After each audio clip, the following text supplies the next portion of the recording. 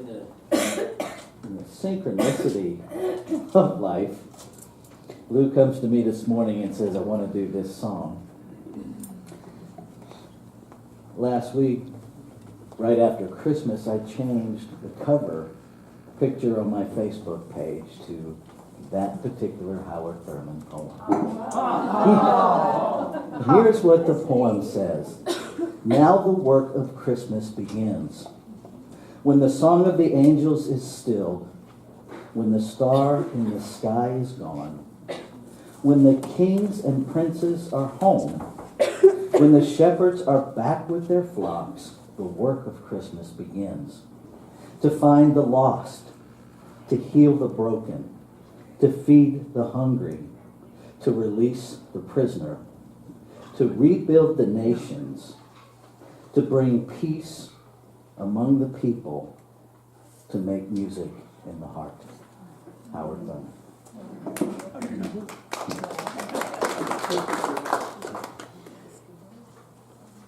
Howard Thurman is one of my greatest teachers. If you are not familiar with him, I highly encourage you to introduce yourself to his brilliance.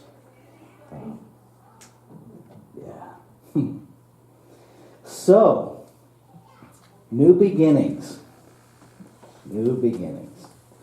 Aside from the obvious, we're going into a new year, we as a community chose a new beginning. And as the new year rolls out, you will see many things changing. Many things changing. I want to tag on to the reading that Sandy did this morning, which is from the Science of Mind text on page 439, if you want to check that out later. And when I read from the Bible, just so you guys are informed, what I'm reading from is the George Lamsa Bible. George Lamsa was born and raised in the same place where Jesus was born and raised.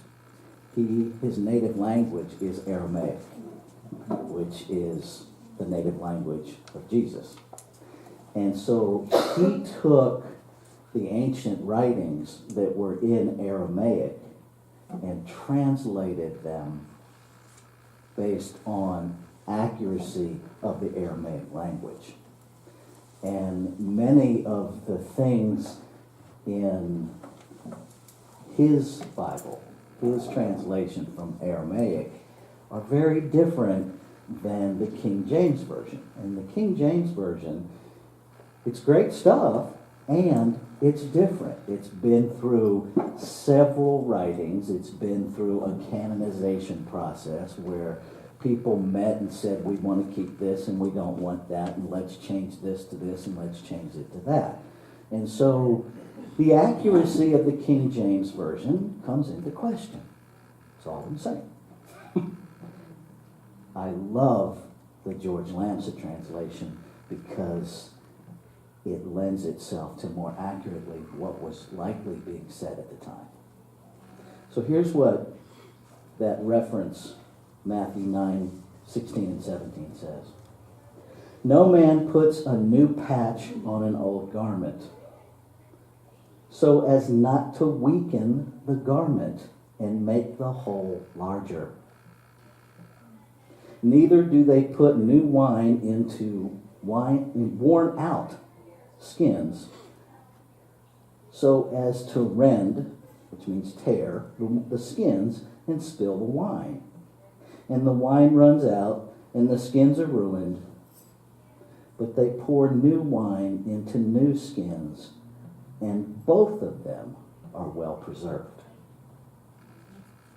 Now, anybody that's a seamstress or who has had kids and had to patch clothes know that when you put new fabric onto an old garment, the patch way outlives the garment.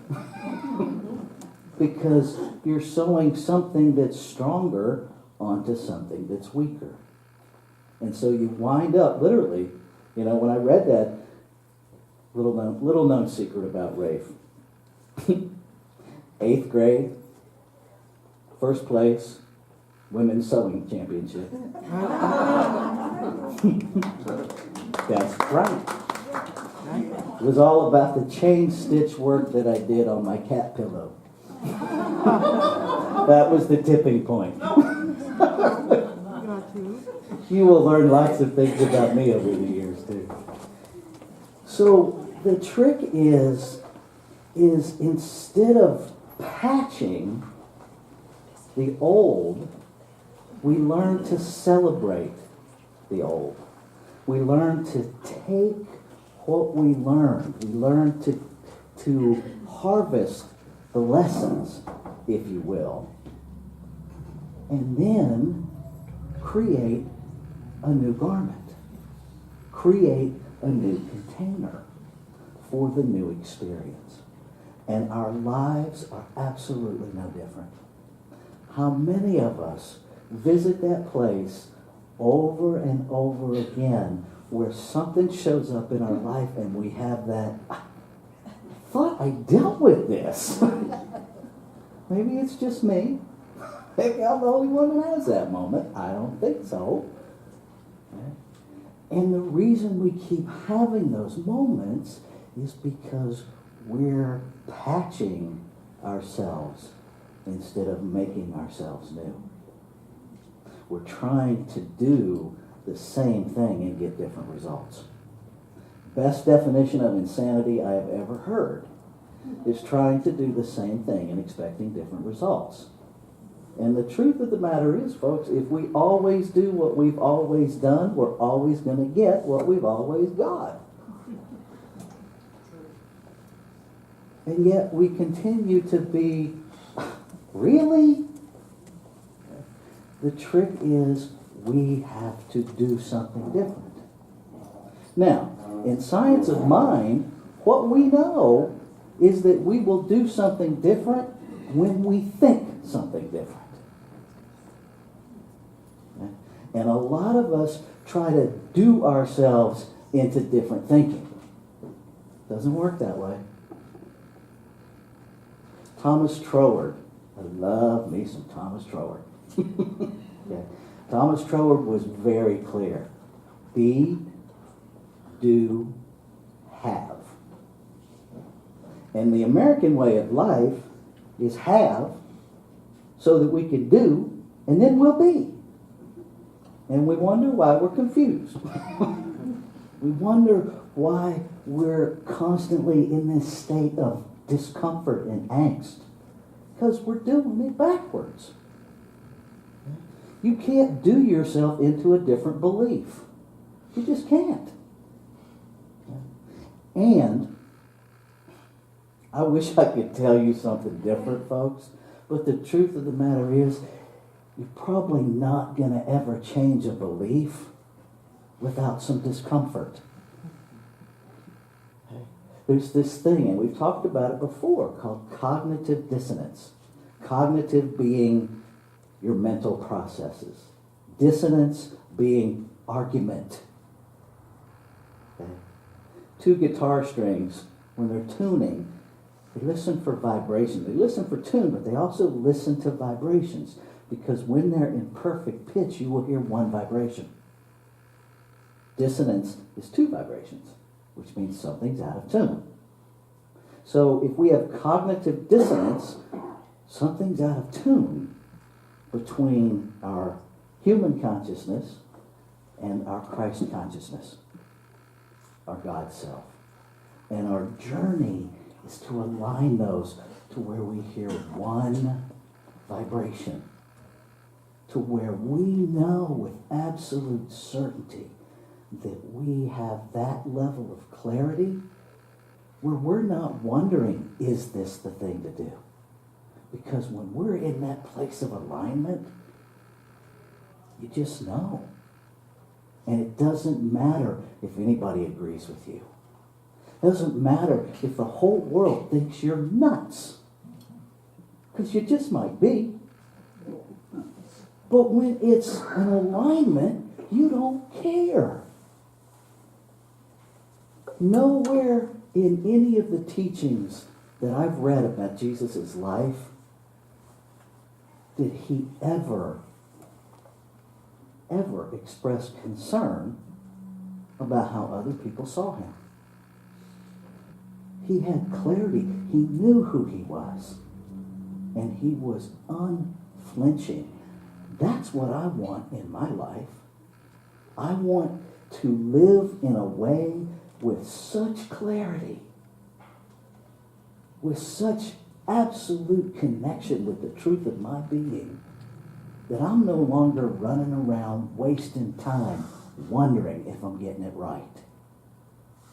Am I going to make mistakes? You bet. You bet. And if you aren't making a mistake, you are way too comfortable. Because I don't know anybody that does anything new for the first time that doesn't make a mistake in doing it. And so, for the teaser, I had this vision of we get really laid back in our spiritual recliners and we get all comfortable, and then along comes somebody that goes, out you go. And what do most of us do? Leave me alone, I'm snoozing. How many, and this probably applies more to the guys, and I know that could be sexist, but that's been my experience.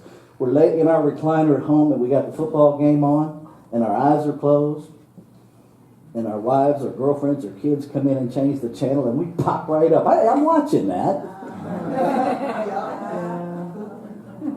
As if we're camels, because camels can actually see through their eyelids. We can't.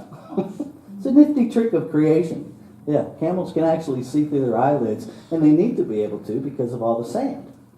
And so when there's sandstorms, camels can still continue to progress forward and protect their eyes and see exactly where they're going. Me watching a football game with my eyes closed, not so much. But I have an awareness, even in my state of dozing, and when you change it, don't be changing stuff in my comfort zone. And how many of us want to grow in our comfort zone? Ain't gonna happen. If you don't get out of your comfort zone, that's as good as it gets. That's as good as it gets. We cannot grow and stay at the same time. Evidence of that is that none of us crawled in here today wearing diapers. Well, a couple of us did. They walked in. I watched them. Yeah, they walked in. They didn't crawl in. We're always growing. We just are. None of us had to navigate dinosaurs this morning. Evolution happens. Thank God. Can you imagine what your car insurance would be if dinosaurs were still on the planet? You think your rates are high now. But we don't ever stop and think about it. And I put it in absolutely ridiculous terms for a reason.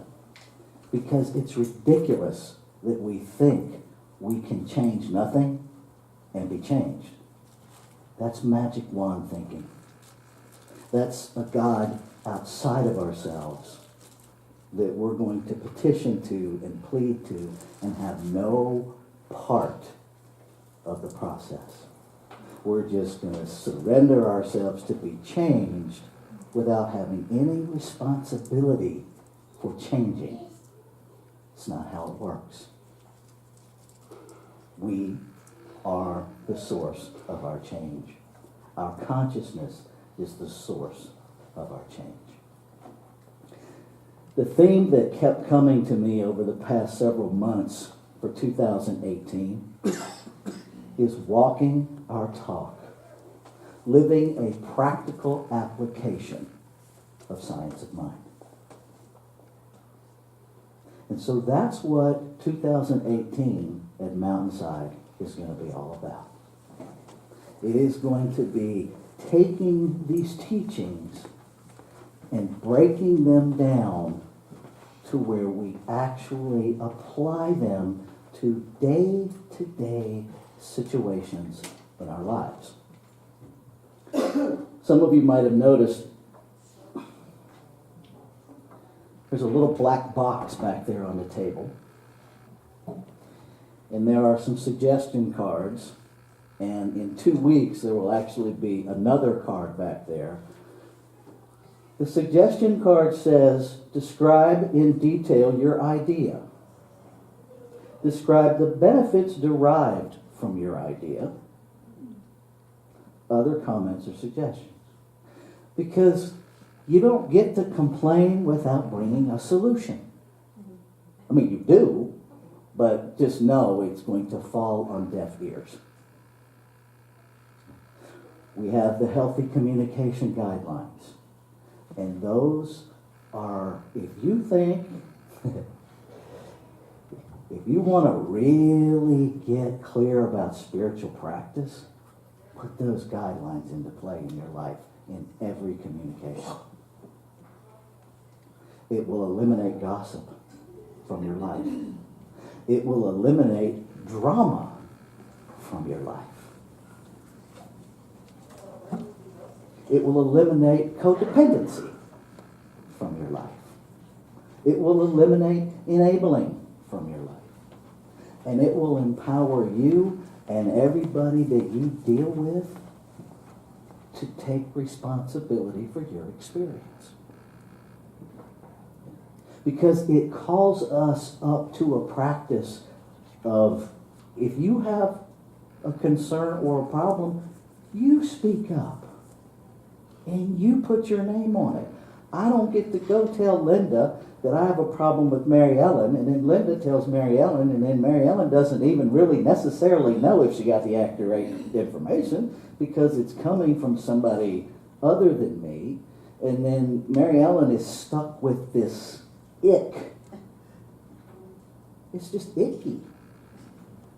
Where I can go to Mary Ellen and go, honey, this is not working for me. And she might get to say, oh wow, I had no idea that it came across that way. Or she also gets to say, sorry about that. It's not going to change. See, that's the other piece of spiritual practice. Spiritual practice does not mean I get to now control how you show up. It means I get to choose my experience of you. And sometimes we get really twisted up in that we think we're going to change other people so we feel more comfortable. Good luck with that. Good luck with that. Any of you that have ever been a parent? See? we know it's like, that's just crazy land. Especially in the teenage years. It's not going to happen. Say one. It never worked. It never worked. And the worst thing that we can do is push one another into compliance. Because compliance is the absence of authenticity. I'm going to say that again. Compliance is the absence of authenticity. If all we do is bully one another, and literally it's bullying, bully one another to be who we want them to be, we can't say we love that person and do that. Because what we're doing is saying who you are doesn't matter. Who you are is unacceptable, and my idea of you is what matters. And is that really who we want to be? I don't think so. I've spent some time with you guys now, and I can't think of anybody in this community that really believes that way. And what we fail to recognize is that showing up in our old patterns says that. It says we really want to grow, but we don't want to change nothing. Can we do that? No. No. And so we're going to change some things. we're going to put the musicians in the service instead of off to the side. You'll notice the only chairs over here now are the musicians' chairs. This is a high traffic area. It makes it easier to move about. That's the only reason. And so as I make changes, I'm going to let you know what they are, and I'm going to let you know why we're doing them. Okay? We're going to do the same affirmation every Sunday, twice every Sunday, and I'm going to invite you to do it every day. Somebody want to help me by handing these out? And there'll be more of them in the back. Because repetition is a helpful thing in shifting our thoughts. The thoughts that we have, the beliefs that we have, they didn't come overnight. They came through repetition. And so the way we get a new thing going is replication. Do you know that's why we do the 5-step treatment? Why we do the form of treatment that we do? Because it is a scientific format that demonstrates by replication. If we really get what the divine is, and we really get that we are it in form, then we speak from that place into the law. I defy you to not feel gratitude when you do that. And so the gratitude just comes up. And so we speak the gratitude, and because we know that when we speak something into the law, it's already done, we let it go. It's a scientific method is why we pray the way we do.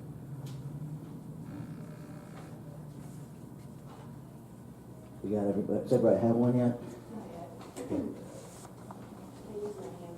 Yeah, no worries.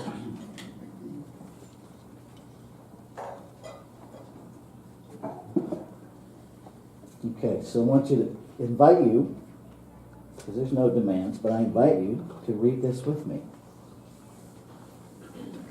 Okay, here we go. Today is a brand new day. I refuse to limit my life by any past experience.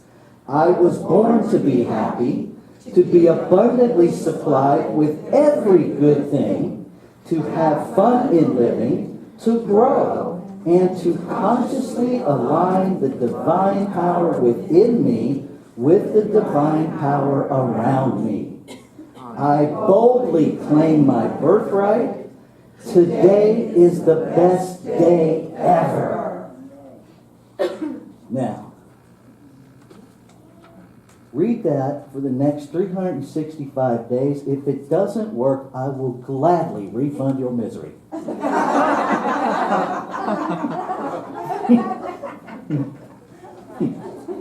Gladly refund your misery. Okay. So there will be a place in the service for this at the beginning and at the end. Okay. What you do in your time is up to you. I assure you that my house is going to look like a Post-it factory threw up in it, because they're going to be everywhere. We get to choose a new experience of our community, but we can't do it holding on to the past. Can't do it. Okay? I entertained the notion of something similar to a swear jar, so that anytime anybody said, well, we used to, you had to put money in it. We probably have a building by the end of the year. Maybe I'll still do it. What I want you to know is that we got this. We got this. Yeah. Okay? And as things come up, part of the reason for that little black box is that each of you is going to participate in creating the Sunday talks.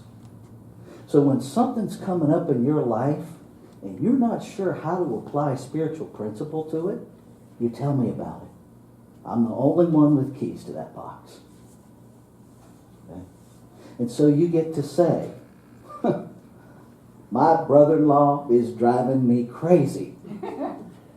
Every time I do this, he does that, and I don't know what to do. Or whatever you want to put. I invite you to make it as raw and as real as you want healing for. When I fold them into the talk, no one will know it's you. Okay? I will disguise the circumstances so that nobody knows. There will be no identifying. I mean, if we had, a professional basketball player here from the Kings, and I were to share the story and talk about somebody being 7 foot tall, you'd probably all know who that was. That's not going to happen. Okay? And so part of this is you guys learning a new level of trust. Okay? I invite you to use it, to be a part of it, to let's dig down deep. Challenge me. Help me grow as your minister and as a human being by giving me the tough stuff. Because what I'm going to do with it is sit with it. And I'm going to take it into prayer and contemplation.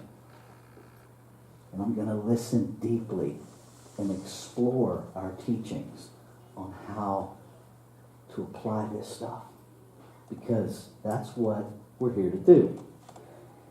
There's going to be a book list. I'm just going to give you the first 4, so if you don't already have them, you might want to get them. What Religious Science Teaches. This Thing Called You. This Thing Called Life. And my favorite, It's Up to You. So those are the first 4. First 4 months, we'll be looking at those books and looking for answers and practical application in those 4 books. Okay. We are embarking on a magnificent journey, and I'd be lying if I didn't tell you I had some degree of human terror. Okay. Because I don't have all the answers. And you're going to put questions in that box that throw me out of my recliner. Okay. Can you say the books again? Sure. Please? And I'll bring a book list. Okay. What Religious Science Teaches, This Thing Called Life, This Thing Called You, and It's Up to You. Those are the ones we're going to start with. And all the books that we're using this year are Ernest Holmes books. Okay? We're going to learn about our teachings and how to apply our teachings, because truth be told, our teachings include every teaching. That's how Ernest Holmes studied. He studied everything from philosophy to psychology, all of the religions, and pulled together the common thread. So when we study science of mind, we are studying everything. That's a beautiful thing. Let's take this into prayer. What I know to be true with absolute confidence, because I know it in the fiber of my being, that there is only one infinite, ever-present source. That this one source, this field of infinite possibility, is what has always existed. It exists now, and it exists unchangeable into infinity. And because all life is created out of it, by it, all life must be infused with it as the source. So that is my life. It is the life of each individual hearing my voice and those beyond, because it is the truth of all life. And in that truth, everything that the divine is lives, fully accessible right within each and every one of us. And so I speak my word, claiming and affirming that we are no longer practicing the lie of looking outside of ourselves for anything. And that we turn our focus away from conditions, away from the physical realm, inward, claiming the birthright of the wisdom that lives within us, celebrating the removal of everything and anything that would obscure a clear perspective of who we are. And that as we do that, we show up uniquely, brilliantly as us. Individualized, exquisitely individualized expressions of the one. And as we learn to show up as that, we appreciate that in one another. And we appreciate that as our community. Every day is the best day ever. Because every day is new. Grateful, grateful, grateful. Feeling my heart expand with gratitude. Knowing that the law only knows one word, yes, and it's already said it. I let go, I release, and move with the absolute confidence of expectancy to see it fulfilled in demonstration. And I invite you to join me as we anchor this together by saying, and so it is.